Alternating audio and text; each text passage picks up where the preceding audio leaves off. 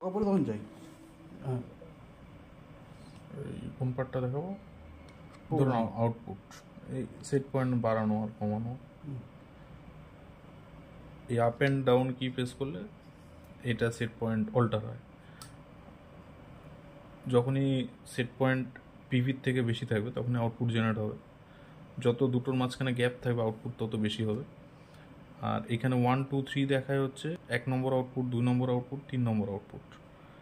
আর এই ফাংশন 1 বাটনটা প্রেস করলে কী হবে, এই অটো ম্যানুয়াল টোগল হবে। একবার প্রেস করলে ম্যানুয়াল হবে, আরেকবার প্রেস করলে অটো মোড হয়ে যাবে। এটা হলো। আরেকটা হচ্ছে যদি আমি প্রোগ্রাম রান করাতে চাই তাহলে আমাকে কীভাবে যেতে হবে, ফার্স্ট পেজ বাটন যেটা আছে ওটাকে লং প্রেস করতে হবে যতক্ষণ না লেভেল 1 আসছে। এবার লেভেল 1 আসার পরে লেভেলটাকে চেঞ্জ করতে হবে, আপ বা ডাউন প্রেস করে করতে পারেন। লেভেল 2 করতে হবে, তারপরে কি করতে হবে, এন্টার করতে হবে, সেকেন্ড বাটনটা একবার দাবাতে হবে, তারপরে কোড চাইবে, কোডে একদম শেষ মাথায় আসতে হবে, সেটা এই বাটনটা দাবালেই হয়ে যাবে। একবার, দুবার, তিনবার, চারবার। এখানে কোড ঢালতে হবে হচ্ছে 2, যেহেতু আমি লেভেল 2তে যাচ্ছি। লেভেল 2 এর পাস কোড হচ্ছে 2, তো এটা পাস দেখিয়ে দিল। লেভেল 2 এ যাওয়ার পরে আবার পেজ বাটন দাবালে কি আসবে, মেনুগুলো আসবে, প্রোগ্রাম মেনু আসবে। এন্টার করব, ভিতরে ঢুকবো, কত নম্বর প্রোগ্রাম চালাচ্ছি। এখানে আপাতত 1 নম্বর প্রোগ্রামটাই আপনাদের প্রোগ্রাম যেটা লিস্ট পাওয়া গেছে সেই অনুযায়ী প্রোগ্রাম করে দেওয়া হয়েছে। এন্টার প্রেস করলে প্রোগ্রামের নাম আসবে, যদি কোনো কাস্টম নেম দেওয়ার হয় তাও আপনি দিতে পারেন। Next, program mode. এখন প্রোগ্রামটা চালাবেন, রিসেট করবেন, হোল্ড করবেন, সেটা এখান থেকে ডিফাইন করে দিতে পারেন। রান, রিসেট, যদি রান কন্ডিশনে থাকে তাহলে ওটাকে হোল্ড বা রিসেট করতে পারেন।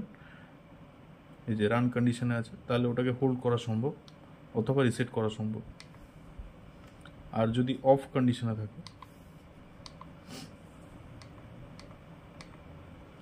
আর যদি রিসেট কন্ডিশনে থাকে তাহলে সেটাকে শুধুমাত্র রান করা পসিবল, হোল্ড করা পসিবল না, কারণ প্রোগ্রাম যদি নাই চলে তাহলে সেটাকে হোল্ড করা সম্ভব হয় না। রিসেট করা মানে হচ্ছে আবার প্রথম থেকে, রিসেট করা মানে হচ্ছে আবার প্রথম থেকে একদম প্রোগ্রামটা শুরু হবে। আর হোল্ড করা মানে হচ্ছে পজ করা টেম্পোরারি, আবার যেখানে আপনি পজ করেছিলেন সেখান থেকে আবার রান করাতে পারেন। তো আপাতত একবার রান করিয়ে দেখিনি। রান করার সাথে সাথে একটা র্যাম্পের চিহ্ন দিয়েছে, উপর দিকে তীর আছে মানে হচ্ছে র্যাম্প। যদি সেটা খারাপভাবে হতো তাহলে সেটা হচ্ছে সোক বা ডুয়েল, আর যদি নিচের দিকে ইন্ডিকেশন হতো তাহলে টেম্পারেচারটা র্যাম্প ডাউন, টেম্পারেচার পড়ছে। এই যে এখানে সেট পয়েন্টটা আস্তে আস্তে চেঞ্জ হবে অটোমেটিক্যালি।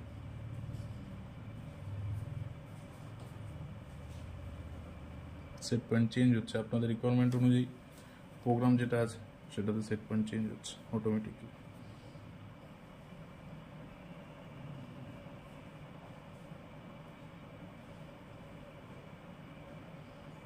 আচ্ছা, এটাতে ওটাও দেখে নিই যে আউটপুটগুলো দিচ্ছে, সেটাও দেখে নিই। প্রথমটা হচ্ছে ডিসি আউটপুট দেবে, ডিসি আউটপুট মিলি এম্পিয়ারে দেবে 0 to 20। তো ডিসি আউটপুট দেবে হচ্ছে পিছনে 1A 1B থেকে, 1Aতে প্লাস পাবেন, 1Bতে মাইনাস পাবেন। সেটা যদি লাগাই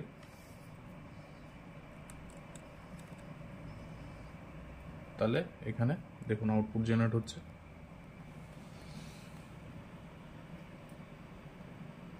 যেহেতু পিআইডি অ্যাকশন চলছে অটোমেটিক ও ডিসাইড করে নেবে।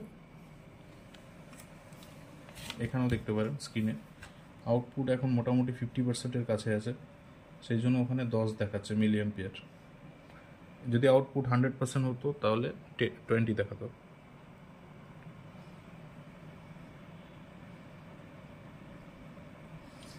আচ্ছা, রিলে দেখে নিই।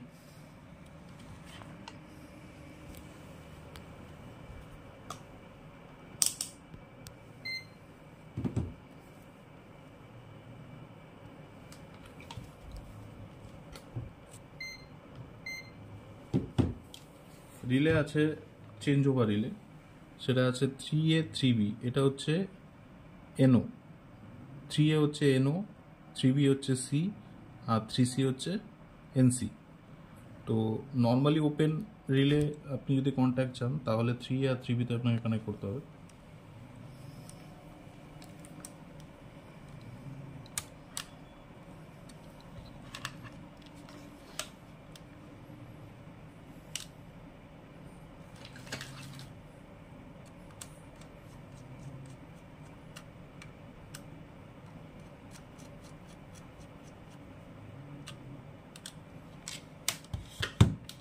এখন নর্মালি ওপেনই থাকবে আর নর্মালি ক্লোজটা বন্ধ থাকবে। নর্মালি ওপেনটা অন আছে, নর্মালি ক্লোজটা বন্ধ আছে। যখন অ্যালার্ম স্টেজে যাবে তখন সেটার উল্টোটা হয়ে যাবে। একবার এটাকে অ্যালার্ম স্টেজে নিয়ে দেখি।